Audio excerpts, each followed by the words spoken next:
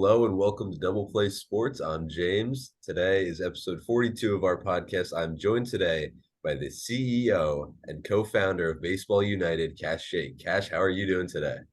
James, what's going on, man? Excited to be here. Yeah, super happy to have you on. If for everyone who's not aware, Baseball United is a brand new baseball league that will be the first baseball league to serve Southern Asia and the Middle East. So super excited to get started on that. Cash right now is at the Baseball United headquarters in Dubai. So we're saying hello to our furthest guest we've ever had. But I want to start off That's with right. our first section called background check. What in your background, your previous entrepreneurial roles and previous companies you've worked for helped you get ready to start and found Baseball United? Well, man, again, James, thanks for having me on. I don't think anything can prepare someone from traveling around the world to create a sports league from scratch, But the blessing that I've had is obviously passionate about sports my whole life, grew up playing sports all the way through college, and then started my career at Procter and Gamble, which is, one of the best, if not the best, consumer products companies in the world, and really like a marketing and brand building institution. So I really learned a lot of the fundamentals of building brands at P&G. I led work on the Gillette brand, on Old Spice, on Pantene, so I was slanging deodorant and detergent for a big part of my career. The last couple years when I was at P&G, I was there 10 years. Last 2 years, I actually led a lot of our international marketing, including being out here in Dubai for about a year. So that's when I really started to fall in love with the region and the opportunities out here in this market. That was about 11 years ago. So it's been a while. Then I left P&G to go lead marketing at GoPro in the early days, the camera company. When I went to GoPro, it was a one-story white cottage on the edge of the Pacific Ocean. And when I left, we were a billion-dollar company based in Silicon Valley. So I really learned how it feels to be part of a rocket ship and growth. And I got started to get the entrepreneurial bug then. But the big difference back then was I really wasn't a part of building it from the ground up. They had already been pretty successful. I kind of came on with the group to kind of help take it to the next level. But I got that taste. And then after that, man, I spent the last, how long has it been? Almost 10 years building my own companies. I built a media platform called Be Somebody that was focused on inspirational content in underserved communities. I built a training platform with a great team that I ended up selling in 2018, and then built a sports agency and a marketing agency called BSB, which is one of the fastest growing sports marketing agencies in the country and back home in the US. And through that, I started representing athletes and, started representing MLB guys, including my brother, Barry Larkin, because we're based in Cincinnati. The reason we're based in Cincinnati is because Procter and Gamble was based there. And then the company I sold my company to, my training platform to, was the Kroger company, which is based in Cincinnati as well. But I started working with Barry Larkin and we got really close. And Lark is like an OG of international baseball. I mean, as you know, he was the coach of the Brazilian national team at WBC back in the day. He's done development work in the Far East, in Japan and Korea. And he was even in the movie $1 Million Arm, which was about finding Indian prospects in the heart of India and bringing them to MLB. So Lark has been doing this for a while. And we started talking about, man, about 2 years ago, how really the state of the game and how we could grow the game. Because, obviously, like you, I mean, we all love baseball. And we started seeing some negative trends and some challenges for the game. Like, for example, the average age of a Major League Baseball fan is 57 years old. Yeah. So it's the oldest fan base in all of professional sports. We started seeing the lack of diversity in the game. There's less Black players in Major League Baseball today than there were when Jackie Robinson retired, and obviously like the pace of play issues, the MLB did a great job of addressing this year. So we started looking at these barriers and we were trying to see how we could make a positive impact on it. And where we ended up is that we saw the future of the game really being international. And because, as you know, there's North America, Latin America, and the Far East that really are baseball hotbeds. But then you have this big swatch of the world in between that really doesn't play the game at that level. And we saw this footprint in the Middle East and South Asia that has 2 billion people.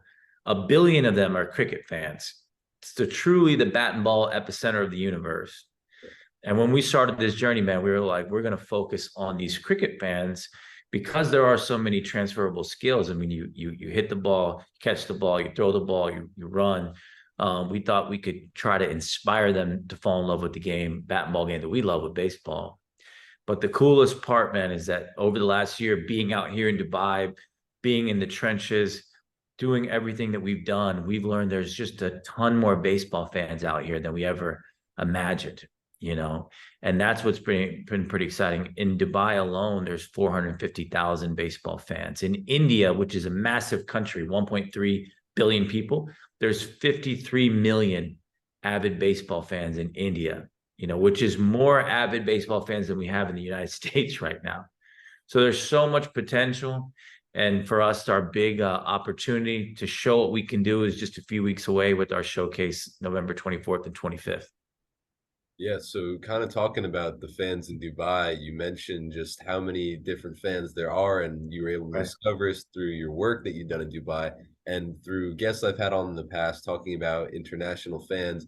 A lot of the time, they're the most passionate because they see people who Mhm. grew up alongside them go and excel on the main stage. So, was that one of the things you noticed through your research that, oh, this is an area that could really like explode if given the opportunity? I know you had done work in Dubai, but what was the deciding factor to go with those four locations for Dubai, Abu Dhabi, Karachi, and Mumbai as your four founding teams?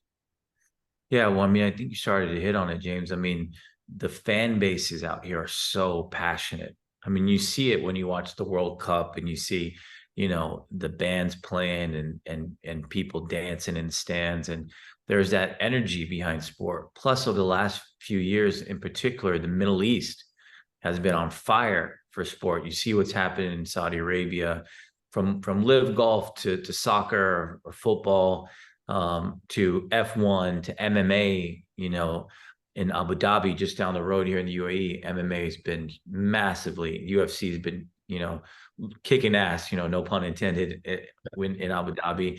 And then you had, you know, even boxing last weekend, Tyson Fury, Francis Ngannou fighting in Riyadh, you know, which was a mega, you know, hundreds of millions of dollars worth of heavyweight fight. So sport is on fire here.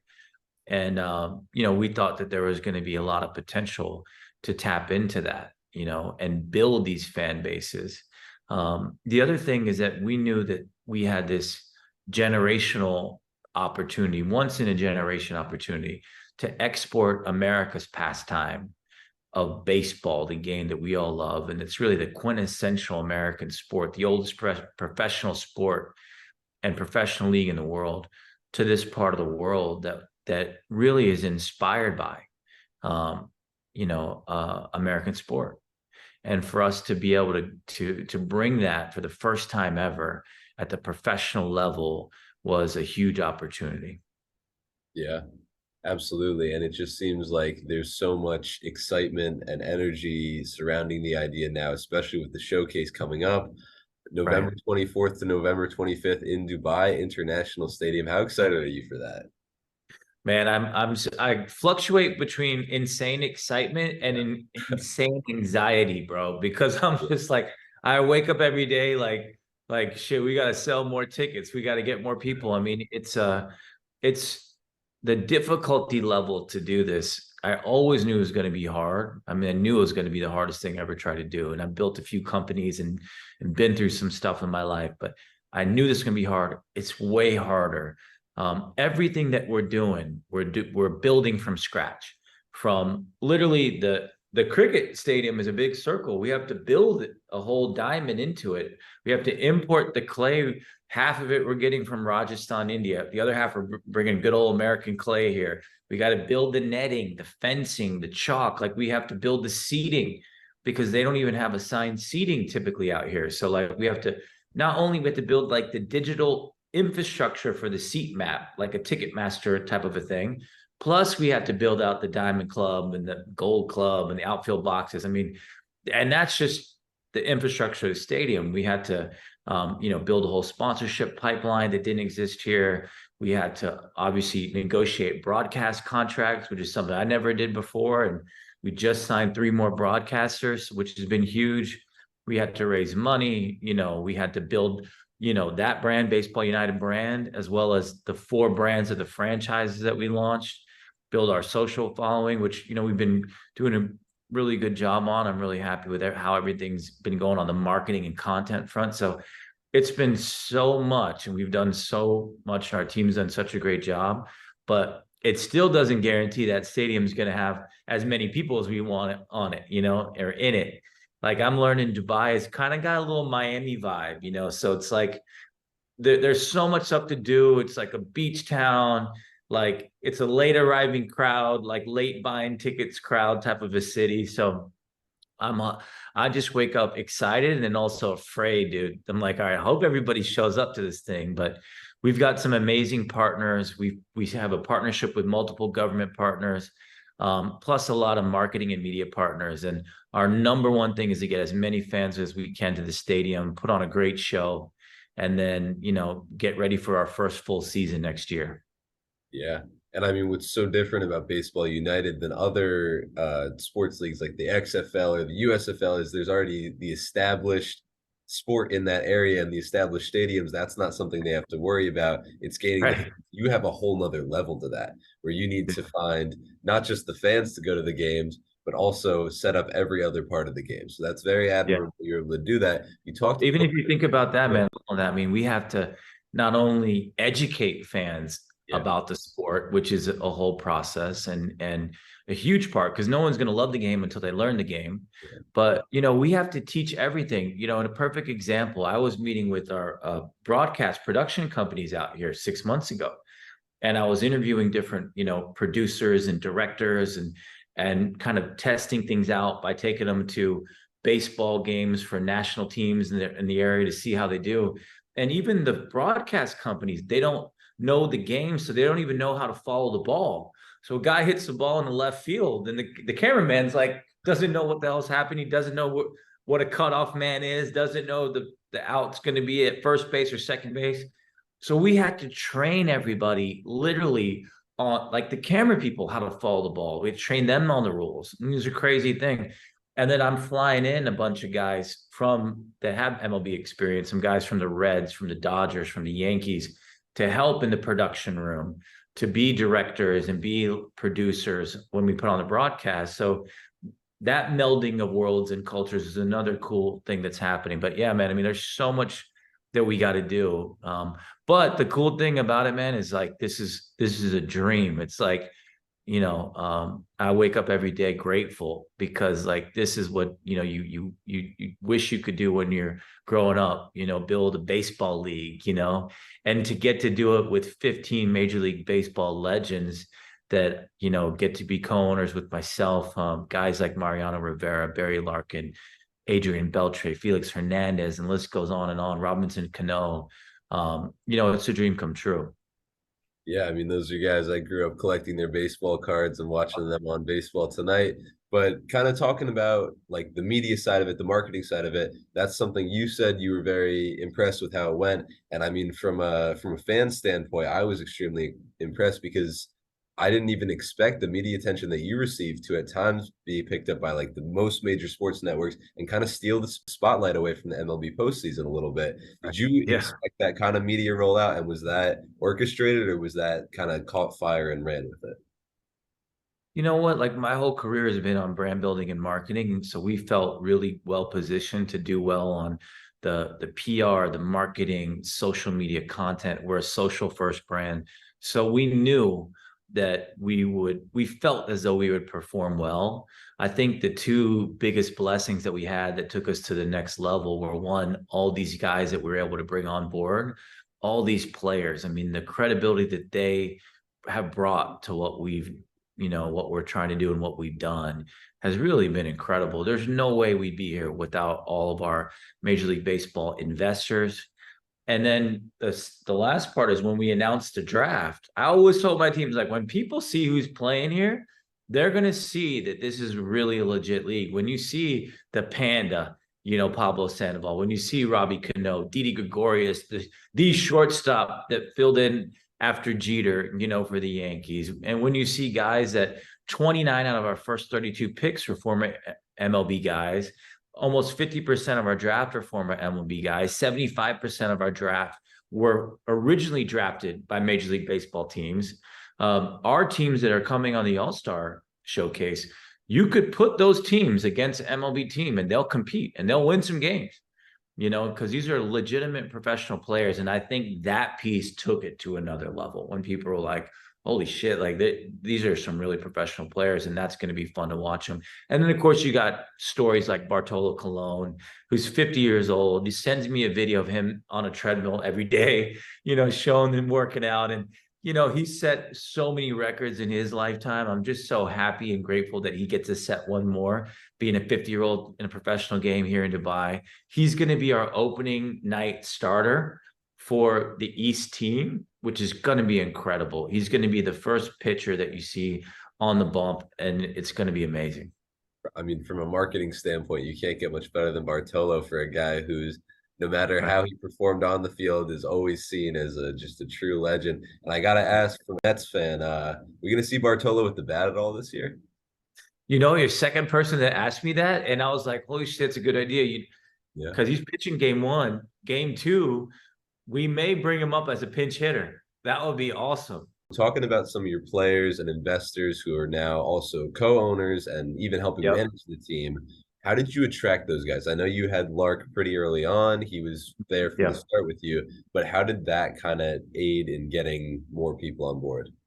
Well, the first big connection that we made is with my brother, John Miedrich. Now, John Miedrich, he spent 20 years at NYPD, actually, and the last 10 years as the head of international operations for NYPD's counterterrorism unit based in the Middle East.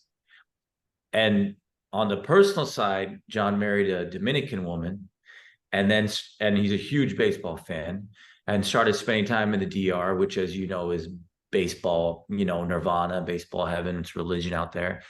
And then, over time, started building an academy, a baseball academy out there, and making his own connections. And Lark and I were able to connect with John Miedrich and some folks in his team and circle. The great thing about what John has brought is that he, from his time out here, he had a lot of great relationships with governments out here that we needed to meet with to start this journey. And he and I have been out here for the last 2 years building really strong government relations and partnerships, which are critical to doing anything in this region. But John also and his team, with a guy named Victor Campos, who's part of his academy down in DR, had a connection to Mariano Rivera. And, who obviously the GOAT, the only unanimously elected Hall of Famer. And so we connected our groups together, myself and Lark and John and Mo, and the four of us, and as well as John Miedrich's brother, Warren Miedrich, we started Baseball United.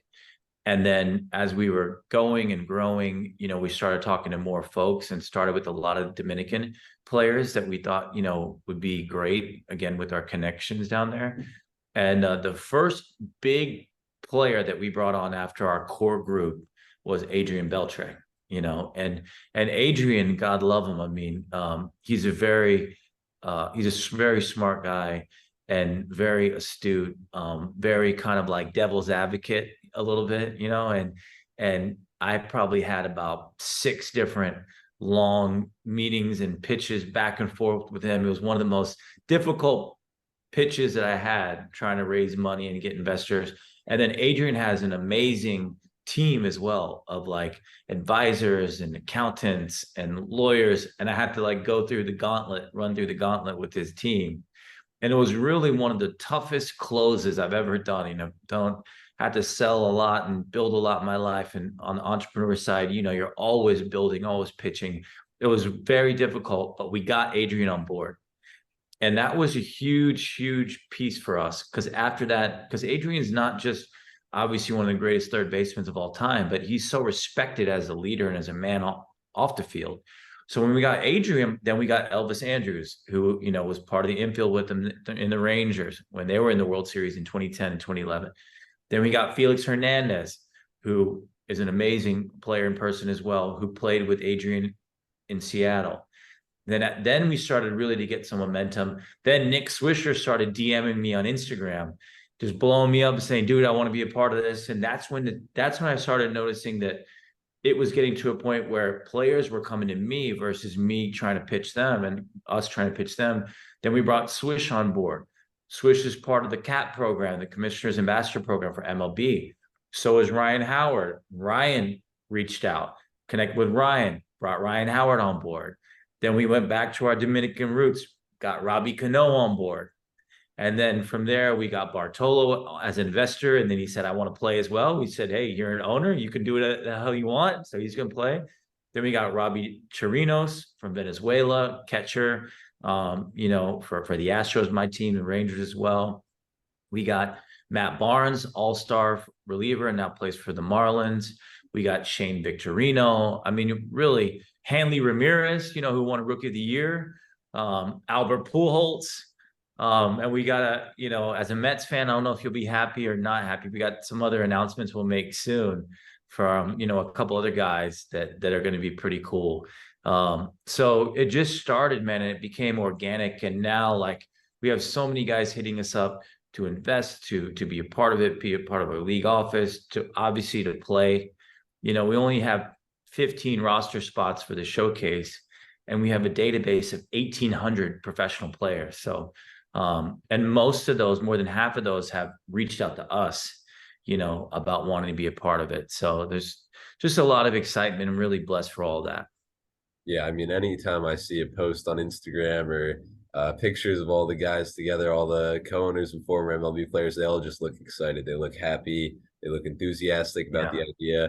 And I mean, that makes sense that those are kind of the guys who headline it and are able to help attract, because you attracted them. And then from there, they're kind of being part of the selling point for other players. I want to talk about the draft Yeah. because that was the first time a lot of people heard of Baseball United. That was some of the first Yep. exposure people got. And what did it mean to have Karan Patel go number one as someone who's so historic in MLB history to be the Yeah. first pick in your draft? Well, what an amazing story. What an amazing story. I mean, Karan Patel, his dad is from Mumbai. And as you know, Karan was the first ever player of Indian descent that was drafted in Major League Baseball in 2017 by the Chicago White Sox. And then, 6 years later, for him to be drafted by the Mumbai Cobras, his dad's hometown team, I mean, it still gives me goosebumps. And Karan's only 27, 28 years old. I mean, he's still got a lot of ball in him, and he's got a lot of potential, and he's someone that can grow along with that franchise and, not just be a great player on the field, but be an inspiration to a country of 1.3 billion people. So it's super, super special, very amazing. And that started a domino effect of amazing stories that the draft created. Robbie Cano, who's 40 years old, getting drafted by the Wolves here in Dubai. Alex Liddy, who played in the big league, played for the Mariners, played on the Italian national team. We talked about Pablo Sandoval, talked about Didi Gregorius, but there's other guys. Stephen Moya, a number 2 pick. I mean, the big man, Stephen Moya, about 6'8", was a top prospect in the Detroit Tigers system for many years. So I'm really excited for Steve. Phil Irvin played in Cincinnati Reds. Another great prospect that has got a lot of talent. You guys got David Huff and Robbie Ross, relief pitchers that were in the big leagues just a couple years ago. So it was really cool just to see that and see the excitement. And one of the biggest things that I've always been passionate about, and all of our co-owners have been passionate about, is that we're creating this league is really a league for players that's built by players with all of our co-owners. And the opportunity that we have to enable players to extend or expand or evolve their careers is pretty special, right? Because as you know, Major League Baseball contracted pretty heavily over the last few years. They cut the draft in half. They cut the minor league system in half, which resulted in this big surplus of professional quality players that 5, 6 years ago would have had a shot that now don't, right? And then, the dynamics, because I own a sports agency and I was an agent for a while, and I started seeing the dynamics of, guys are on their rookie deals, they go through their arbitration years, and then if they're playing well, they get a first contract, which is usually a nice contract. And then after that contract's up, unless you're a Trout or an Otani or a Soto or someone, after that contract is up, a lot of guys aren't getting signed anymore like they were 5 or 10 years ago, because clubs are now deciding to sign the younger guys and really invest in younger guys. To now, when you're 32, 33 years old in the big leagues, you're considered old. So there's a ton of 30-year-old, 32, 33, 34, 35-year-olds that can really still play, that don't have that opportunity back home in the States. And we're really excited to be able to give them that opportunity with Baseball United, in addition to bringing up our young prospects. Yeah, I mean, the fact that Didi and Andrelton Simmons and guys like that who are still not even, I mean, some of the older guys you expect, I mean, Bartolo Colon's Right, 50 years old, so right, there's less right, right. opportunities for 50-year-olds. But I mean, those are guys who I feel like could have been still playing in the league today. So that's very excitement for them. Very exciting for them. Yep, I exactly. want to talk a little bit about difficulties. What have been just so far? I know you've touched on a few, but what has been the biggest difficulty for you? Something that's kind of stood in the way, and then how do you want to attack that? Well, on a 1 to 10, with 10 being the highest difficulty level, this project's about 47. Yeah.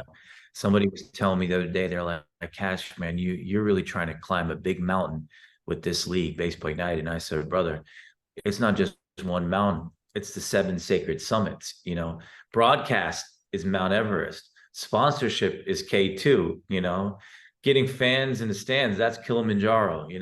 Everything is difficult. I think the hardest part is probably, as Nick Swisher often reminds me, this is not our home turf, you know and it's not our rules, it's not our comfort zone, it's not policies and procedures and process that we're used to. Everything's different. It's a whole new culture, it's a whole new customs, it's a whole new mindset that we had to learn and embrace and respect, while still staying true to who we are, our values. We're an American company.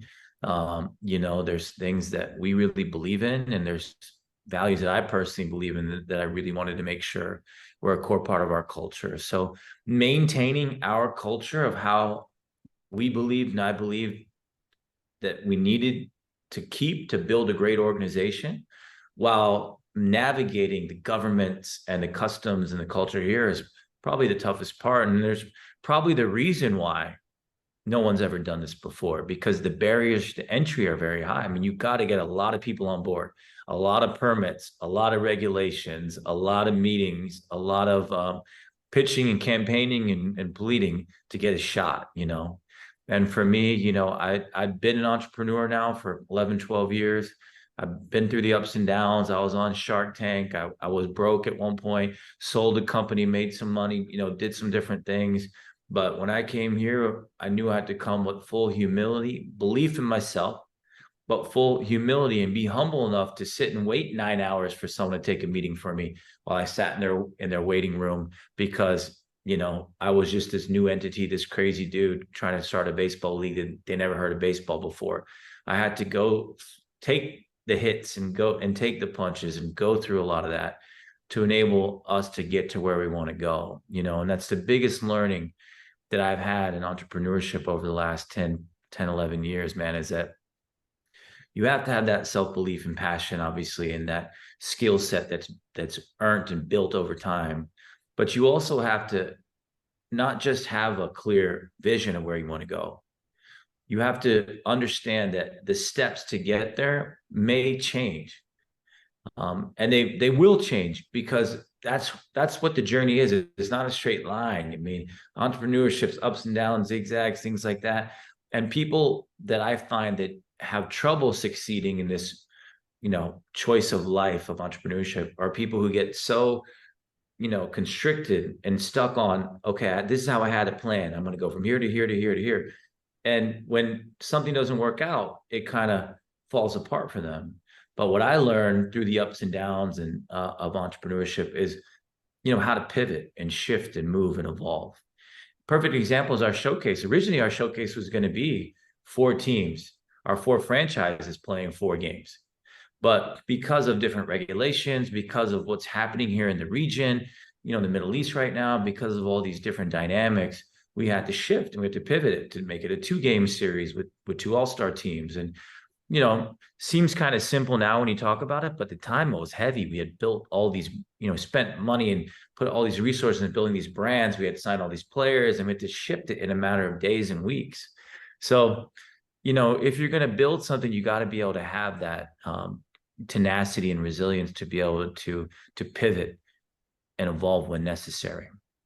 Yeah, absolutely. I mean, that makes a lot of sense. It's crazy time and trying to bounce with that. I mean, that's kind of the layout of business and international business, but definitely interesting there. I Right. want to kind of wrap up with something a little bit more light, a little bit more fun. This is going to be some trivia time for you.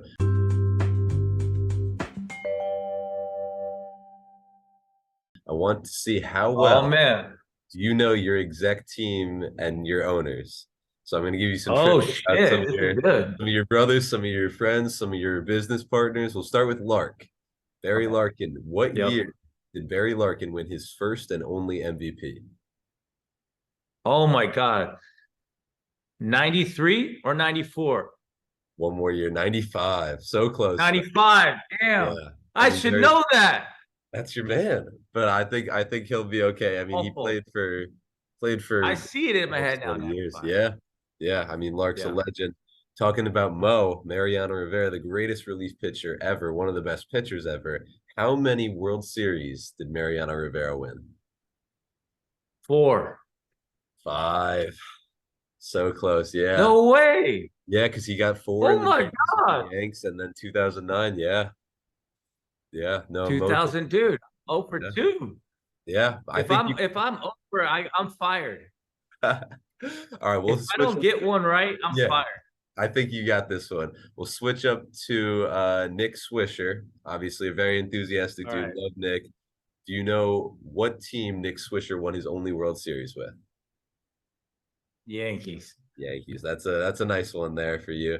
We'll That's an switch up. easy one. You let me keep my job. Yeah, yeah. I think you're in the clear now. We'll switch up to Beltre. Do you in the ballpark? How many career home runs did Adrian Beltre finish with?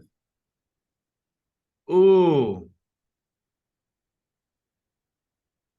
I know this too because I've written this stuff. Yeah, 467. 477. You were right there, though. I knew you knew that. I knew it was it was mentally in there. Yeah, yeah. And then my final one for you. In what year did King Felix Hernandez, throw his iconic perfect game? 2012. There you go. Right on the money, Cash. Got Very that one. impressive. All right. I'm You got pissed I some good missed ones Lark there. and Mariano. Those were simple Yeah. ones. But you know what's funny? I think I must have published something wrong because or I did something with Lark and Mariano and I said something like we got 5 world championships sitting up here. And they were like, yeah, but Lark has one in 1990. Yeah. So those guys never corrected me then. Yeah. Lark just thought I was talking about Mariano and not him, Yeah. Yeah, they're too humble. They gotta boast themselves for the careers they've had. Well, Cash, I just want to give a big I thank like you that, dude. again. You got to come back and do that again. I like this trivia Yeah. on that. Yeah, it's something I like to do to have some fun with my guests. But I mean, thank you again. I can't thank you enough. This has been an honor to speak with you. Definitely a very interesting perspective on the game of baseball that I haven't really had from any of my guests. So it was great to talk today. Thanks a lot, man. I appreciate it. Good luck with everything you're doing. We'll Yeah, stay in touch and hope to talk to you soon. yeah, and best of luck with the showcase. I'll definitely be tuning in, and can't wait to see how the league develops and all the success it'll have. All right. Thank you, man. November 24th and 25th on baseballunited.com. Yeah. All right. Have a great day.